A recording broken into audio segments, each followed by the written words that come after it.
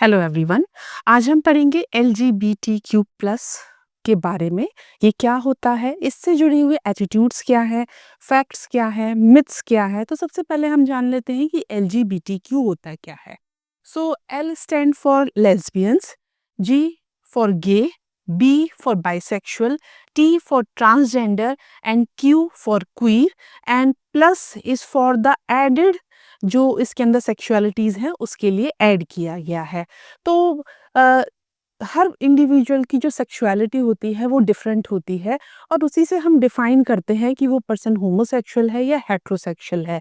जैसे कि अगर हम होमोसेक्सुअलिटी की बात करें तो आपका इंक्लाइनेशन अगर सेम जेंडर की तरफ है, अगर सेक्सुअल अट्रैक्शन सेम जेंडर की तरफ है तो हम उसे होमोसेक्सुअलिटी कहते हैं। और उसी में आता है लेस्बियंस, यानी कि अगर female incline sexually towards a female is known as lesbians. और जो गे टर्म है वो यूज़ किया जाता है मेंस के लिए जनरली। तो अगर मेन का इंक्लाइनेशन टुवर्ड्स मेल होता है तो हम उसे गे कहते हैं। बी, अगर आपका सेक्सुअल इंक्लाइनेशन या अट्रैक्शन मेल फीमेल दोनों की तरफ है, दोनों जेंडर्स की तरफ है, तो हम उसे बाइसेक्सुअल कहते हैं। ट्रांसजेंडर का मतलब होता है थर्ड जेंडर, जिसे हम थर्ड जेंडर कहते हैं, जो कि ना मेल है ना फीमेल है, तो उसको हम थर्ड जेंडर या ट्रांसजेंडर कहते हैं। Q is queer. क्वीर का मतलब है जो आपको बर्थ से जेंडर मिला है, यानी कि अगर आप एज ए गर्ल बॉर्न हुए हैं, एज ए फीमेल बॉर्न हुए हैं और आप अपने जेंडर के साथ सेटिस्फाइड नहीं फील करते हैं, आप अपने जेंडर को क्वेश्चन करते हैं, अपनी सेक्सुअलिटी को क्वेश्चन करते हैं, तो वो क्वीर में आता है। एंड प्लस इसके अलावा जितनी सेक्सुअलिटीज़ हैं अलग अलग तरह की या जेंडर्स हैं, तो उसको हम प्लस से डिनोट करते हैं।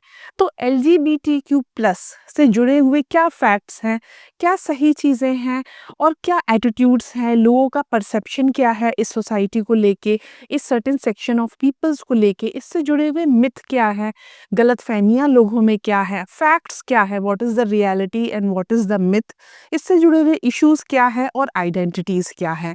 तो इससे जुड़ा हुआ सच क्या है, मिसकंसेप्शन क्या है, और ये जो कल्चर है इसको हमें रिस्पेक्ट, डिग्निटी और इक्वालिटी देनी चाहिए। तो इससे रिलेटेड स्टडी आज हम करेंगे। तो मिथ क्या है? अगर मिथ देखा जाए तो होमोसेक्सुअलिटी को कहा जाता है कि ये न्यू कंसेप्ट है और ये वेस्टर्न कंसेप्ट है। तो ऐसा मिसकंसेप्शन है कि ये नया कंसेप्ट है और ये एक वेस्टर्न कंसेप्ट है।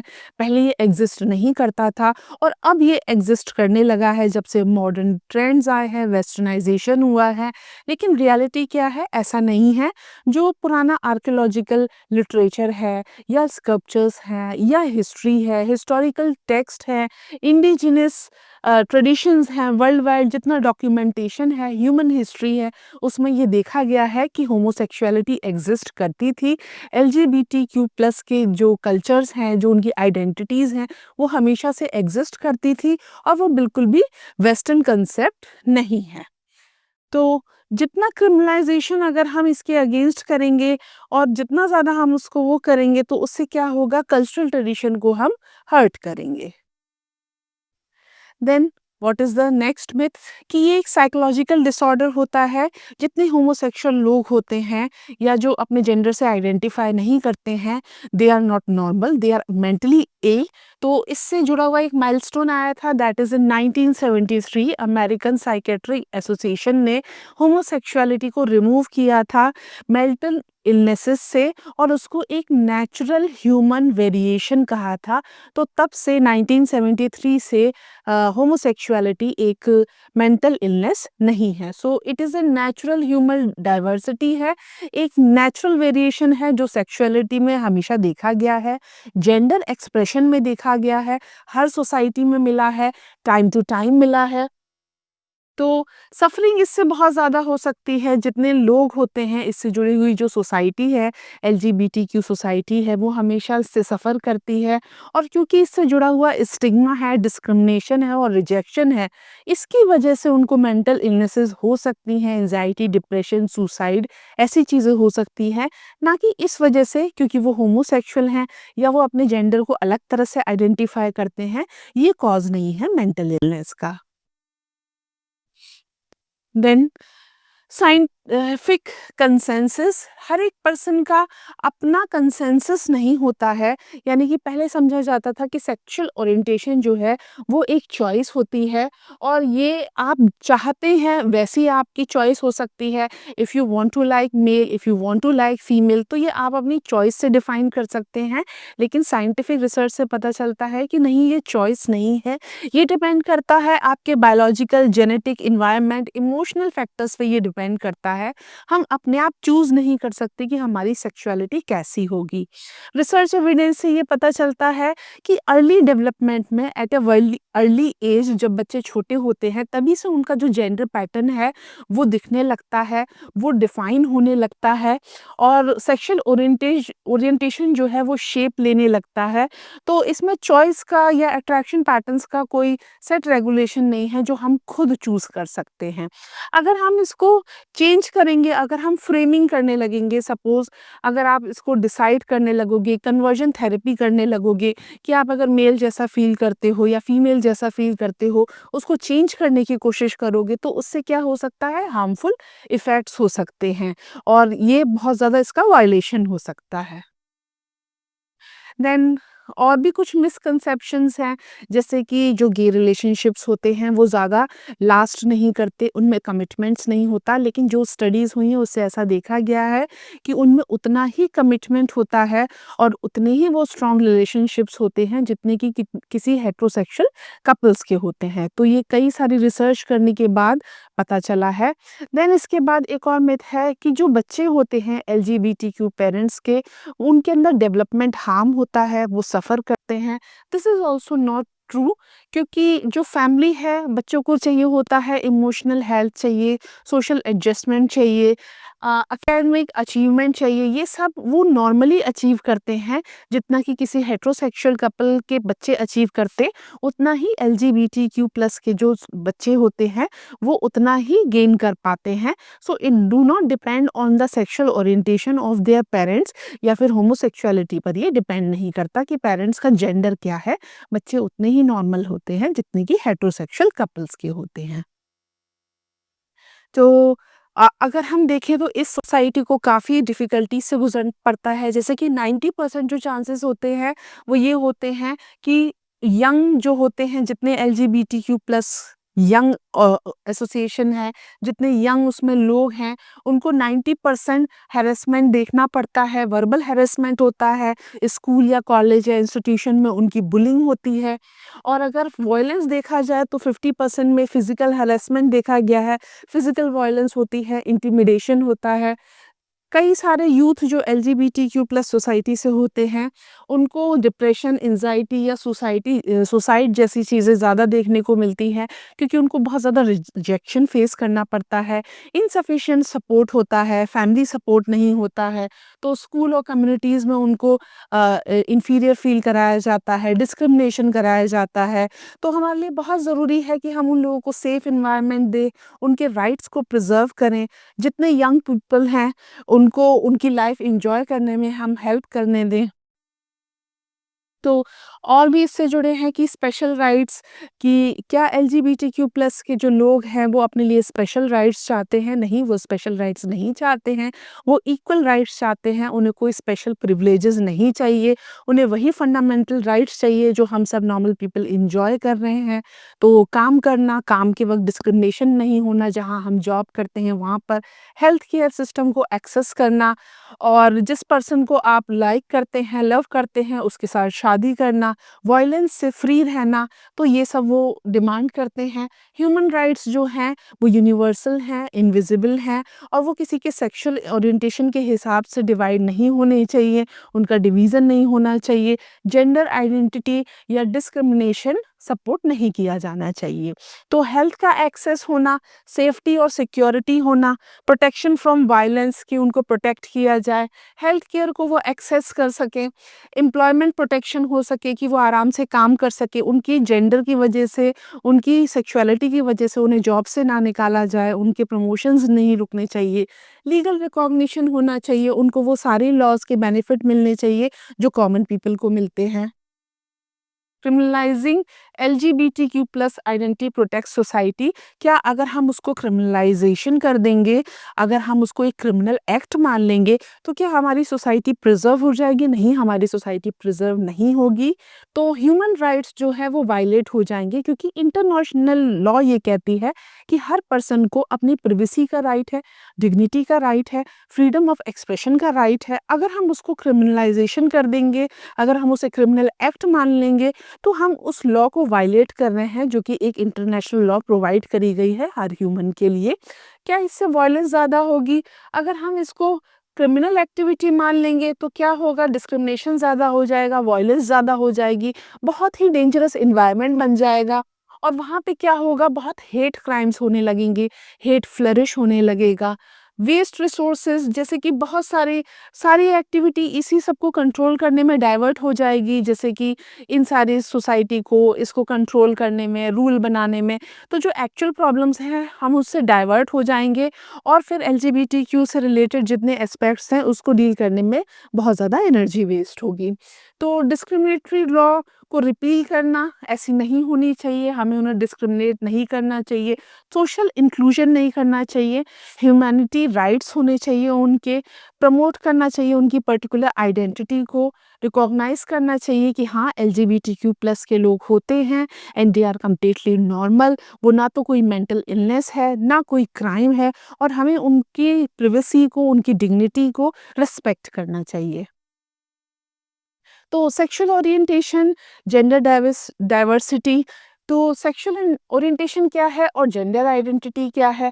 जेंडर आइडेंटिटी का मतलब है कि क्या जो आपका जेंडर है, if you are born as a male, do you feel like a male? क्या आप उस जेंडर से सेटिस्फाइड हैं, या फिर आप फीमेल की तरह बॉर्न हुए हैं और आप मेल जैसा फील करते हैं?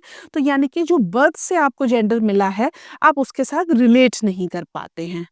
तो और सेक्सुअल ओरिएंटेशन हो सकता है कि आपके सेक्सुअल लाइक और सेक्सुअल डिसलाइक्स क्या-क्या हैं, आप किससे अट्रैक्ट होते हैं, ट्रांसजेंडर हैं, या फिर आप नो बिनरी पीपल हैं। तो उस पर डिपेंड करता है कि आपका सेक्सुअल ओरिएंटेशन क्या है या फिर जेंडर एक्सप्रेशन क्या है।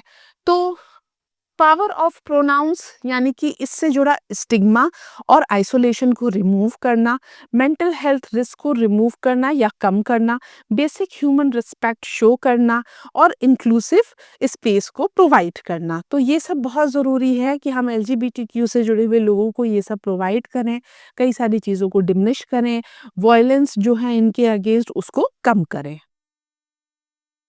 Then what is the conclusion? तो जितने फैक्ट्स हैं उनको हमें एम्ब्रेस करना चाहिए, रिस्पेक्ट करना चाहिए। जितने सारे मिथ है, मिसकंसेप्शन है, डिस्क्रिमिनेशन है, वायलेंस है, सफरिंग है एलजीबीटीक्यू प्लस इंडिविजुअल्स के लिए और उनकी फैमिलीज़ को, उन मिथ्स को हमें कंट्रोल करना चाहिए, रिजॉल्व करना चाहिए। जितना एविडेंस बेस्ड है, यानी कि हमें जितना ज़्यादा इनके बारे में पता है, जितना हमने स्टडी करा है, तो हमें एक्सेप्टेंस लाना चाहिए, कंपैशन लाना चाहिए, और सोशल चेंज होना चाहिए। हर किसी को इससे फ़ायदा होना चाहिए, पूरी सोसाइटी थ्राइव करनी चाहिए, और ऑथेंटिकली वो जी पाए, अपनी राइट्स को एन्जॉय कर पाए, इक्वालिटी से ल रह पाए। तो we have to learn, listen and advocate. जहाँ पर भी ये पीपल रहते हैं, वहाँ पर ये सेफली रह सकें, ओपनली रह सकें, ऑथेंटिकली रह सकें, अपनी प्राइवेसी को और डिग्निटी को मेंटेन कर पाएँ। So next topic is birth control, understanding your opinion for effective family planning. Now family planning क्या होता है या फिर बर्थ कंट्रोल क्या होता है? तो अगर आप प्रेगनेंसी को कंट्रोल कर रहे हैं तो हम उसे बर्थ कंट्रोल कहते हैं। रिप्रोडक्टिव सिस्टम जो है उसका कंट्रोल लेना, यानी कि कब आप फैमिली स्टार्ट करना चाहते हैं, आप अपनी फैमिली में अगर बच्चे करना चाहते हैं तो उन बच्चों में कितना डिफरेंस रखना चाहते हैं, कितने समय बाद बच्चे करना चाहते हैं, कब फैमिली स्टार्ट करना चाहते हैं, उसके लिए बर्थ कंट्रोल मेथड्स होते हैं जो कि आजकल बहुत ज़्यादा अवेलेबल है, और ये इन्फॉर्म्ड चॉइसेस हैं। आप पर डिपेंड करता है कि आपकी क्या चॉइसेस हैं, आपका लाइफस्टाइल क्या है, आपकी हेल्थ नीड्स क्या है, आपके फैमिली प्लानिंग गोल्स क्या है। तो बर्थ कंट्रोल क्या होता है? अगर हम किसी भी तरह से प्रेगनेंसी को प्रिवेंट कर सकते हैं, या तो फर्टिलाइजेशन ना हो या फिर इम्प्लांटेशन ना हो, तो उसको हम क्या कहते हैं? बर्थ कंट्रोल कहते हैं। तो इसमें कई कैटेगरीज आती हैं, जैसे कि इसमें 5 मेन कैटेगरीज हैं। हार्मोनल मेथड में जो हमारी फीमेल बॉडी के अंदर नॉर्मल हार्मोन्स का मेथड होता है, जिसकी वजह से नेचुरल ओव्यूलेशन साइकिल चलती है, किसी तरह से उसे डिस्टर्ब करना, कंट्रोल करना या रेगुलेट करना इस मेथड में आता है। देन बैरियर मेथड, जो फिजिकली ब्लॉक करता है स्पर्म को फीमेल के रिप्रोडक्टिव सिस्टम के अंदर पहुंचने से, यानी यूट्रस तक पहुंचने से, उसको हम बैरियर मेथड कहते हैं। लॉन्ग एक्टिंग रिवर्सिबल कॉन्ट्रासेप्टिव्स होते हैं, यानी कि हम इस तरह की दवाइयां ले सकते हैं जिसके अंदर हॉर्मोन्स होते हैं। वंस मिनी पिल आती है जो महीने में एक बार ली जाती है, रेगुलर पिल्स आती हैं जो महीने में कई बार ली जाती हैं, तो उस मेथड को भी यूज़ कर सकते हैं। आप कुछ ऐसी दवाइयाँ ले सकते हैं। परमानेंट स्टरलाइजेशन मेथड होता है जिसमें सर्जरी करी जाती है, या तो मेल की या फिर फीमेल की, जिससे कि आगे उनकी प्रेगनेंसी ना हो पाए। नेचुरल फैमिली प्लानिंग मेथड्स होते हैं, या फर्टिलिटी अवेयरनेस होती है। कुछ ऐसे भी मेथड होते हैं जो नेचुरल है, जिसमें आपको किसी सप्लीमेंट को लेने की ज़रूरत नहीं है, और तब भी फैमिली प्लानिंग हो सकती है। जो एब्सिस्टेंस एक मेथड है जिसमें कि आप अपने पार्टनर से डिस्टेंस बना के रखते हैं। अगर आप उसके साथ कोई फिजिकल या सेक्सुअल कांटेक्ट नहीं रखेंगे तो प्रेगनेंसी नहीं होगी। ये सिर्फ एक मेथड है जो कि 100% प्रोटेक्शन देता है प्रेगनेंसी के अगेंस्ट। तो अगर हम स्टडी करें लॉन्ग एक्टिंग या परमानेंट मेथड, तो इसमें पहला आ जाता है स्टरलाइजेशन प्रोसीजर। स्टरलाइजेशन प्रोसीजर में फीमेल के अंदर हम ट्यूब लाइगेशन करते हैं, मेल के अंदर हम वेसेक्टमी करते हैं। तो फीमेल के अंदर हम क्या करते हैं, जो फेलोपियन ट्यूब है, फेलोपियन ट्यूब का हम लाइगेशन कर देते हैं। मेल के अंदर हम वेसेक्टमी कर देते हैं। ये परमानेंट सर्जिकल सॉल्यूशन होते हैं, और ये कई इंडिविजुअल्स के लिए एडवांटेज होते हैं जो लॉन्ग टर्म तक या फ्यूचर प्रेगनेंसी नहीं चाहते हैं। देन इंट्रायूट्राइन डिवाइसेस हैं। इंट्रायूट्राइन डिवाइसेस में यूज़ होता है, जैसे कि कॉपर टी यूज़ होता है, या फिर आईयूडी डिवाइसेस यूज़ होते हैं। ये क्या करते हैं, ये 3 से 10 साल तक आपको प्रोटेक्शन प्रोवाइड करते हैं। इसको इंसर्ट कर दिया जाता है, यूट्रस के अंदर इंसर्ट कर देते हैं, और ये धीरे धीरे कॉपर को रिलीज करता रहता है, जो कि स्पर्मिसाइडल होता है।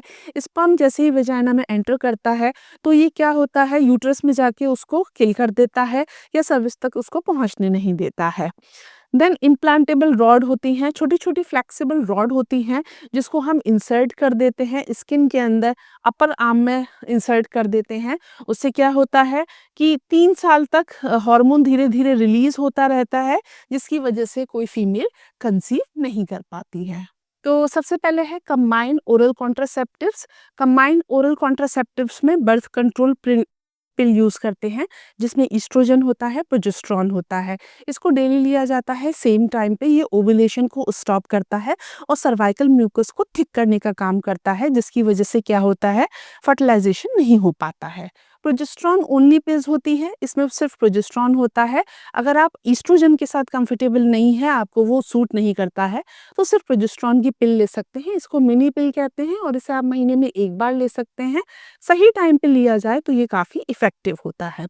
थर्ड है पैच ले सकते हैं, या वेजाइनल रिंग। आपकी स्किन पे पैच लगा दिया जाएगा, वो धीरे धीरे हार्मोन्स को रिलीज करेगा, जिसकी वजह से प्रेगनेंसी नहीं होगी। या फिर एक रिंग जो है वो इंसर्ट कर दी जाएगी वेजाइना में, जो कि 3 हफ्तों तक वहाँ तक रहेगी, और उससे प्रेगनेंसी नहीं होगी। बार बार आपको दवाइयाँ नहीं लेनी पड़ेंगी। कंफर्टेबल मेथड है, इफ़ेक्टिव है। लास्ट मेथड है इंजेक्शन, जिसमें कि डिपोट होता है इंजेक्शन। इसको 3 महीने में एक बार दिया जाता है, काफ़ी इफेक्टिव है, प्रोटेक्शन देता है। रेगुलर हेल्थ केयर पर आप एक बार चले जाइए 3 महीने में, वहाँ पे जाके आप इंजेक्शन ले लीजिए, तो बार बार आपको इंजेक्शंस की भी ज़रूरत नहीं पड़ेगी। Barrier method and fertility awareness. तो मेल कॉन्डम्स होते हैं, ये अकेला एक ऐसा ऑप्शन है जिससे कि सेक्सुअली ट्रांसमिटेड इन्फेक्शन भी नहीं होते हैं और प्रेगनेंसी भी नहीं होती है, तो ये ड्यूअल प्रोटेक्शन देती है। देन फीमेल कॉन्डम्स होते हैं, या इंटरनल कॉन्डम्स भी हम इन्हें कह सकते हैं। इसको वेजाइना में इंसर्ट किया जाता है इंटरकोर्स से पहले, इससे प्रेगनेंसी भी नहीं होती है और आपको सेक्सुअली ट्रांसमिटेड इन्फेक्शंस भी नहीं होते हैं। डायफ्राम यूज़ कर सकते हैं स्पर्मिसाइडल के साथ। ये एक शैलो सिलिकॉन का कप होता है जिसको सेक्स से पहले इंसर्ट किया जाता है सर्विक्स को कवर करने के लिए। स्पर्मिसाइडल होता है और इसको फिट करना पड़ता है आपको। देन फर्टिलिटी अवेयरनेस मेथड होते हैं जहाँ पे आप अपनी ओव्यूलेशन साइकिल को ट्रैक कर सकते हैं, बॉडी टेम्परेचर देख सकते हैं, सर्वाइकल म्यूकस देख सकते हैं उसकी कंसिस्टेंसी क्या है, मेंस्ट्रुअल साइकिल पैटर्न्स देख सकते हैं। उसके अकॉर्डिंग आप अपनी जो प्रेगनेंसी है उसको प्लान कर सकते हैं और बर्थ कंट्रोल कर सकते हैं। देन क्या-क्या मैकेनिज़्म है, किस मैकेनिज़्म से बर्थ कंट्रोल काम करता है? तो बहुत तरह के कॉन्ट्रासेप्टिव मेथड्स यूज़ होते हैं, डिपेंड करता है कि आप कैसा बायोलॉजिकल मैकेनिज़्म चाहते हैं अपनी प्रेगनेंसी को प्रिवेंट करने के लिए और ये मेथड कैसे काम करते हैं। जैसे कि ओव्यूलेशन को प्रिवेंट करना, फीमेल्स में क्या होता है, हर महीने ओव्यूलेशन होता है, मेंस्ट्रुअल साइकिल होती है, हर महीने एक एग रिलीज़ होता है। अगर वो एग फर्टिलाइज़ हो जाता है तो प्रेगनेंसी हो जाती है। अगर उस एग को स्पर्म मिल जाता है, मेल स्पर्म, तो वो उससे फर्टिलाइज़ हो जाता है और प्रेगनेंसी हो जाती है। अगर वो स्पर्म नहीं मिलता है तो जितना एक्स्ट्रा सेल्स डेवलप हुई हैं यूट्रस के अंदर और जो एग है वो सारा का सारा मेंस्ट्रुअल साइकिल के थ्रू फीमेल बॉडी से बाहर निकल जाता है। तो ओव्यूलेशन में क्या होता है, एग रिलीज़ होता है। जैसे ही एग रिलीज़ होता है तो आप उस टाइम को मॉनिटर कर सकते हैं और अगर उस वक़्त में सेक्सुअल इंटरकोर्स स्किप किया जाए तो प्रेगनेंसी या फर्टिलाइज़ेशन नहीं होता है। सेकंड है थिकन सर्वाइकल म्यूकस। इसमें क्या होता है, जो सर्विक्स से स्पर्म को ब्लॉक कर देता है कि वो यूट्रस के अंदर ना पहुंच पाए, क्योंकि जो सर्वाइकल म्यूकस है वो थिक हो जाता है, उसकी कंसिस्टेंसी थिक हो जाती है, जिसकी वजह से अगर स्पर्म एंटर करता है तो वो उस म्यूकस के अंदर बहुत ज़्यादा स्विम नहीं कर पाता, फ्लोट नहीं कर पाता और फिर वो सर्विक्स से होते हुए यूट्रस तक नहीं पहुंच पाता, जिसकी वजह से प्रेगनेंसी नहीं होती है। फिजिकल बैरियर जैसे कि डायफ्राम हो सकते हैं, कॉन्डम्स हो सकते हैं, ये स्पर्म को ब्लॉक कर देते हैं ताकि वो सर्विक्स तक ना पहुंचे और इवेंचुअली एग तक ना पहुंचे। लास्ट मेथड है यूट्राइन, जितनी लाइनिंग है उसको अल्टर करना। अगर हम यूट्रस की लाइनिंग को थिन कर देंगे तो फर्टिलाइजेशन नहीं होगा, इम्प्लांटेशन नहीं होगा एंड फिर प्रेगनेंसी नहीं होगी। बर्थ कंट्रोल को करेक्टली यूज़ करना बहुत ज़रूरी है होता है। अगर आप चाहते हैं कि आप उसमें सक्सेसफुल हो और आपका बर्थ कंट्रोल सही तरह से काम करे, तो उसके लिए आपको डेली रिमाइंडर्स लगाने होंगे, जैसे कि अलार्म क्लॉक वगैरह, टाइम को मॉनिटर करना। जैसे कि आप रोज़ डेली टूथब्रश करते हैं, तो रोज़ डेली आपको याद रहता है, उसी तरह से जो भी आपकी ओरल कॉन्ट्रासेप्टिव पिल्स हैं, उसको कब लेना है, कितने समय तक लेना है, किस टाइम पे लेना है, उसको आपको रेगुलर मॉनिटर करना होगा। तो उसके लिए आप स्मार्टफ़ोन वगैरह यूज़ कर सकते हैं, मेडिकेशन रिमाइंडर ऐप्स यूज़ कर सकते हैं।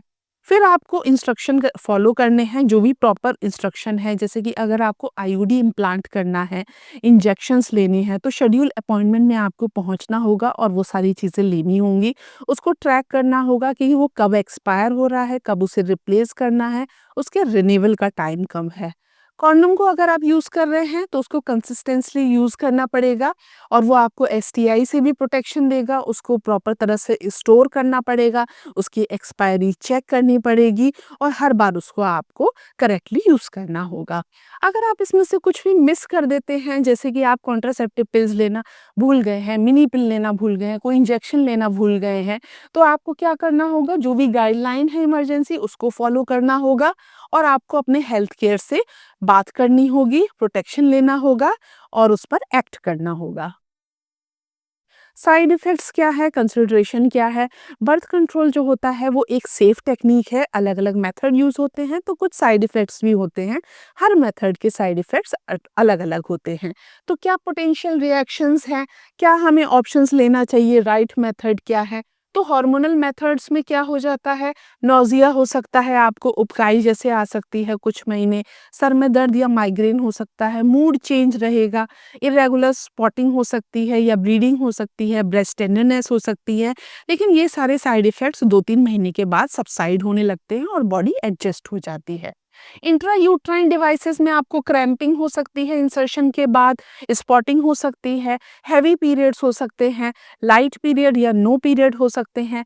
क्रैम्पिंग कुछ हफ्तों बाद चली जाती है और उसके बाद ज़्यादा कॉम्प्लिकेशन आपको नहीं होती है। कभी-कभी एक्सपल्जन भी हो जाता है या यूट्राइन परफोरेशन भी हो जाता है। स्टेरिलाइजेशन में ये एक परमानेंट मेथड है, तो आपको मेक श्योर होना चाहिए जब आप कंप्लीटली एग्री हो कि ये मेथड आपको लेना है, तभी आपको इसको फॉलो करना चाहिए। तो इसमें इन्फेक्शन हो सकता है, ब्लीडिंग जो किसी भी सर्जरी में हो सकती है, एनेस्थीसिया से रिलेटेड प्रॉब्लम हो सकती है जो किसी भी सर्जरी में होती है। रिकवरी टाइम ज़्यादा होता है क्योंकि जब हम सर्जरी कराते हैं तो थोड़ा रिकवरी टाइम तो हमें लगता ही है। डिफ़िकल्ट होता है, इम्पॉसिबल होता है रिवर्स करना, तो एक बार अगर आपने ये चूज़ कर लिया है तो आप इसको रिवर्स करना बहुत मुश्किल होता है। सो मेक श्योर जब आप कंप्लीटली एग्री हो तभी इस प्रोसीजर को यूज़ करें। इमरजेंसी कॉन्ट्रासेप्शन होता है, जैसे कि जिसको हम इमरजेंसी पिल कहते हैं, आप इसको बैकअप प्लान भी कह सकते हैं। इमरजेंसी कॉन्ट्रासेप्शन ये होता है, ये आपको क्रूशियल सेफ्टी देता है और ये रेगुलर बर्थ कंट्रोल नहीं है, आप इसे हमेशा यूज़ नहीं कर सकते, फ्रीक्वेंटली यूज़ नहीं कर सकते, लेकिन कुछ केसेस में आप इसको यूज़ कर सकते हैं और ये इफ़ेक्टिव होता है। अगर कॉन्डोम ब्रोक हो गया है या स्लिप हो गया है, तब हम इसे यूज़ कर सकते हैं। अगर आप बर्थ कंट्रोल पिल लेना भूल गए हैं, आपकी साइकिल में से स्किप हो गई है, तो उस टाइम पे आप इमरजेंसी पिल ले सकते हैं। इंजेक्शन लेना भूल गए हैं, जो भी आपका इंजेक्शन है बर्थ कंट्रोल के लिए, तब आप इसको ले सकते हैं। अनप्रोटेक्टेड सेक्स के वक़्त आप इसे ले सकते हैं। सेक्सुअल असॉल्ट अगर हुआ है, तब भी इमरजेंसी पिल का यूज़ किया जाता है। तो राइट मेथड चूज़ करना चाहिए जो कि इफ़ेक्टिव हो, यानी कि कोई भी मेथड परफेक्ट नहीं होता है, लेकिन ऐसा मेथड यूज़ करना जो कि आपकी प्रेगनेंसी को प्रिवेंट कर सके। साइड इफ़ेक्ट, आप जितने साइड इफ़ेक्ट टॉलरेट कर पाएँ उस तरह का मेथड लीजिए। धीरे-धीरे आप उसके साथ एडजस्ट कर जाएँगे और आपको साइड इफ़ेक्ट नहीं होंगे। जो भी आपकी पर्सनल हेल्थ है, जो हिस्ट्री है, जो आपकी पुरानी कंडीशंस रही है, जो दवाइयाँ हैं, उसको देखते हुए आपको बर्थ कंट्रोल मेथड यूज़ करना चाहिए। कन्वीनिएंट होना चाहिए आपके लिए, आप उसको ले पाएँ, डेली दवाई खा पाएँ, आप उसको आईयूडी इम्प्लांट कर पाएँ, तो आपके लिए वो कंफर्टेबल या कन्वीनिएंट होना चाहिए।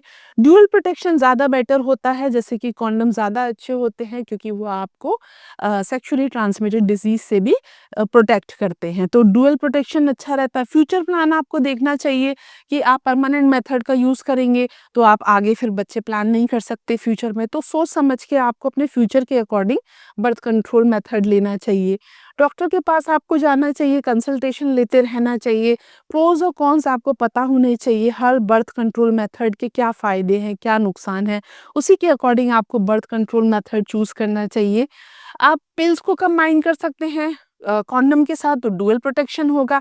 नॉलेज इज़ पावर, जितनी ज़्यादा आपको नॉलेज होगी उतना बेहतर तरह से आप बर्थ कंट्रोल कर पाएँगे। तो उसको अंडरस्टैंड करना, कॉन्फिडेंट चॉइसेस रखना, इन्फॉर्म्ड डिसीज़न, अपनी रिप्रोडक्टिव हेल्थ का ख़्याल रखना, अपनी फैमिली प्लानिंग की जर्नी को एन्जॉय करना, ये सब बर्थ कंट्रोल मेजर्स के इम्पोर्टेंट एस्पेक्ट्स हैं। Then last topic is understanding abortion, medical, legal and social perspective. तो अबॉर्शन क्या होता है? जब प्रेगनेंसी को टर्मिनेट किया जाता है, जनरली अर्ली प्रेगनेंसी को टर्मिनेट किया जाता है ड्यू टू सम रीज़न, तो हम उसे अबॉर्शन कहते हैं। तो it's a comprehensive exploration of abortion और इसमें मेडिकल, एथिकल, लीगल और सोशल व्यू पॉइंट्स हैं, जिसमें कि हम कई ज़्यादा डिस्कशन कर सकते हैं, इस पे डिबेट कर सकते हैं। ये एक सोशल मोस्ट कॉम्प्लेक्स इशू है, जिसको सॉल्व करने की और जानने की कोशिश की गई है। तो what is abortion? Abortion is the termination of pregnancy. जब हम प्रेगनेंसी को टर्मिनेट कर देते हैं, जो फीटल वायबिलिटी होती है वो 20 हफ्ते होती है, यानी कि 20 हफ्ते की प्रेगनेंसी है और अगर हम टर्मिनेट कर रहे हैं प्रेगनेंसी को तो उसे हम अबॉर्शन कहते हैं। कभी-कभी स्पॉन्टेनियस होता है, यानी कि मिसकैरेज हो सकता है, या फिर कभी-कभी हम उसको मेडिकली भी करते हैं। जैसे कि मेडिकल अबॉर्शन होगा तो प्रेगनेंसी एंड करने के लिए अर्ली स्टेजेस में जो दवाइयाँ देते हैं वो मेडिकल अबॉर्शन होता है। सर्जिकल अबॉर्शन हो सकता है, इसमें कुछ प्रोसीजर यूज़ किए जाते हैं जैसे कि वैक्यूम एस्पायरेशन, डायलेशन या इवैक्यूएशन यूज़ किया जाता है। जितना फीकल मटेरियल यूट्रस में डेवलप हो गया है उसको निकालने के लिए। तो हम सर्जिकल इंस्ट्रूमेंट वगैरह और एक क्लिनिकल सेटिंग के अंदर जब अबॉर्शन करते हैं तो हम उसे सर्जिकल अबॉर्शन कहते हैं। तो मेडिकल अबॉर्शन के अंदर मिफेप्रिस्टोन और प्रोस्टोल ये दवाइयाँ दी जाती हैं। 10 हफ्ते की अगर प्रेगनेंसी या जेस्टेशन है तो आराम से ये अबॉर्शन हो जाता है और कॉम्प्लिकेशन नहीं होती है। सर्जिकल के अंदर वैक्यूम एस्पायरेशन किया जाता है, डायलेशन किया जाता है या इवैक्यूएशन किया जाता है और ये क्लिनिकल सेटिंग के अंदर किया जाता है। देन सेफ्टी प्रोफाइल होना चाहिए। फर्स्ट ट्राइमेस्टर में प्रेगनेंसी के 3 ट्राइमेस्टर होते हैं, फर्स्ट, सेकंड एंड थर्ड। अगर पहले ट्राइमेस्टर के अंदर टर्मिनेट करी जा रही है प्रेगनेंसी तो वो सेफ होती है, मदर को अफेक्ट नहीं करती, इनफर्टिलिटी कॉज नहीं करती और आगे चल के बर्थ डिफेक्ट भी नहीं आते हैं। तो pro choices, ethical moral consideration क्या है? We are dealing with a life, जो फीटस है वो अलाइव होता है, वो जिंदा होता है, तो उसको टर्मिनेट करना, इसमें बहुत सारी एथिकल चीज़ें आ जाती हैं, मॉरल ऑब्लिगेशंस आ जाती हैं, तो उसको सेंसिटिविटी हमें समझना चाहिए और डील करना चाहिए। तो प्रो चॉइसेस क्या है? वुमेन्स की जो ऑटोनॉमी है उसे कंसीडर करना चाहिए, उसकी बॉडी की इंटीग्रिटी को मेंटेन रखना चाहिए। रिप्रोडक्टिव राइट्स है, पर्सनल फ्रीडम है। अगर आप बच्चा नहीं रखना चाहते हैं तो ये आपकी चॉइस है, ये आपका राइट है, आपका रिप्रोडक्टिव राइट है। देन क्वालिटी ऑफ लाइफ को मॉनिटर करना, देखना कि क्या आप क्वालिटी ऑफ लाइफ मैनेज कर पाएंगे, क्या आपके सर्कमस्टेंसेस हैं, किस हालात में आप अबॉर्शन कराना चाहते हैं। देन प्रो लाइफ पर्सपेक्टिव, यानी कि मॉरल स्टेटस क्या है, जो बच्चा पैदा नहीं हुआ है उसके राइट्स क्या है, उसका मॉरल एस्पेक्ट्स क्या है, किन कंडीशन में हमें उसे सेव करना चाहिए और उसके राइट्स को प्रोटेक्ट करना चाहिए। तो कंसेप्शन को हमें कंसीडर करना चाहिए, उसकी सेंटिटी को एम्फसाइज करना चाहिए। रिलीजियस और फिलोसफिकल जो बिलीव हैं उससे जुड़े हुए उनके रूटेड एस्पेक्ट्स को स्टडी करना चाहिए। Then social and psychological impact, तो अबॉर्शन के वक्त जो फीमेल है वो बहुत ज़्यादा इमोशन से, फिजिकल एक्सप्रेशन से डील करती है, तो वो सब समझना, उससे जुड़ा हुआ जितनी सोशल डायमेंशंस हैं, इमोशन है, उसको समझना, वो सब बहुत क्रूशियल हैं। हमें कंपैशनेट होना चाहिए, कंप्रिहेंसिव केयर देनी चाहिए। तो इमोशनल रिस्पॉन्स क्या होगा? फीमेल फील कर सकती है, रिलीफ फील कर सकती है, गिल्ट फील कर सकती है, पेन फील कर सकती है और बहुत सारे कॉम्प्लेक्स मिक्स्ड इमोशन हो सकते हैं फीमेल के अंदर जब उसका अबॉर्शन होता है या मिसकैरेज होता है। वो सारे इमोशंस वैलिड हैं, रिस्पॉन्स वैलिड है और वो पर्सनल, कल्चरल या सिचुएशनल फैक्टर से इन्फ्लुएंस्ड हो सकते हैं। सपोर्ट सिस्टम होना चाहिए, यानी कि प्रोफेशनल काउंसलिंग होनी चाहिए, पीयर सपोर्ट, फ्रेंड्स का सपोर्ट, फैमिली का सपोर्ट, ये सब बहुत ज़रूरी है। नॉन जजमेंटल हेल्थ केयर होनी चाहिए, हमें उस पर्सन को जज नहीं करना चाहिए कि if she is doing right और रॉन्ग, ये सब नहीं सोचना चाहिए। तो ये मेंटल हेल्थ और रिकवरी होनी चाहिए, फिजिकल रिकवरी होनी चाहिए, ये बहुत ज़रूरी है वुमेन के लिए। सोशल स्टिग्मा वेरी करता है, हर कल्चर में इसको लेके अलग अलग लॉज हैं, अलग अलग थिंकिंग है, अलग अलग पर्सपेक्टिव है। तो उससे डिपेंड करेगा कि आपके आगे रिलेशनशिप्स कैसे होंगे, फैमिली डायनामिक्स कैसी होगी, तो आपको बहुत ज़्यादा केयर की ज़रूरत होगी। कल्चरली बहुत ज़्यादा डाइवर्स है, अलग-अलग लोगों का बिलीफ इसमें अलग-अलग है, तो वो डिपेंड करेगा कि आप कैसे सोशल सर्कमस्टेंसेस से गुज़र रहे हैं और आपको कैसे अपने राइट्स के लिए फाइट करना होगा। देन बैरियर्स हैं, एक्सेस करना, कई बार फीमेल के लिए ये एक्सेस करना बहुत मुश्किल हो जाता है। जैसे कि लीगल रिस्ट्रिक्शंस हो सकते हैं, कई कंट्रीज़ में कई जगह ऐसा है कि वहाँ पर लॉज़ नहीं है कि आप अबॉर्शन कर पाएँ, तो कई बार फीमेल्स को ट्रैवल करना पड़ता है, across the state, across the countries जाना पड़ता है, बॉर्डर क्रॉस करने पड़ते हैं, क्योंकि रूल हर जगह सेम नहीं है, कहीं पर ये क्रिमिनलाइज़ेशन है, कहीं पर इल्लीगल है, कहीं पर लीगल है, तो डिफरेंट डिफरेंट क्राइटेरिया है। देन शॉर्टेज को प्रोवाइड करना, ऐसे हेल्थ केयर प्रोफेशनल हमारे पास होने चाहिए जो गाँव में अवेलेबल हों और वो सर्व कर सकें उस एरिया को जहाँ पर इस तरह के प्रैक्टिशनर्स नहीं है। सोशल स्टिग्मा जो जुड़ा हुआ है, फ़ियर ऑफ जजमेंट होता है वुमेन के अंदर, तो उसको टाइमली केयर मिलनी चाहिए। देन इकोनॉमिक बैरियर्स होते हैं, कई बार जो पर्सन होता है वो बहुत ज़्यादा पुअर होता है, उसके पास इतना पैसा नहीं होता कि वो इस तरह के अपने ट्रीटमेंट करा पाए, तो वो एक चीज़ हमें सपोर्ट करनी चाहिए। Unsafe abortion contribute significantly to maternal mortality globally. अगर सही तरह से अबॉर्शन नहीं होता है तो बहुत सारी फीमेल की डेथ हो सकती है, वो बहुत ज़्यादा फिजिकली मेंटली सफ़र कर सकती हैं। तो बहुत ज़रूरी है कि इससे रिलेटेड हम राइट्स को बनाएं, इससे रिलेटेड एजुकेशन लोगों में होनी चाहिए और इकोनॉमिक हेल्प मिलनी चाहिए। तो बहुत सारे ऐसे फैमिली फिजिशियन होनी चाहिए जिनके पास ये ट्रेनिंग हो, जितने लोगों को इसकी ज़रूरत है वो सारी की सारी फैसिलिटीज़ को एक्सेस कर पाएँ, हेल्थ केयर प्रोवाइडर्स के पास जा पाएँ। तो केस स्टडी में अगर देखें तो एमटीपी एक्ट और अमेंडमेंट्स है, मेडिकल टर्मिनेशन प्रेगनेंसी एक्ट। तो ओरिजिनल जो एमटीपी एक्ट आया था वो 1971 में आया था, जिसमें आप 20 हफ्ते तक का लीगल अबॉर्शन करा सकते हैं स्पेसिफिक कंडीशन में, और इसमें आपको मेडिकल ओपिनियन और कंसेंट चाहिए होगा। की ऑब्जेक्टिव क्या थे?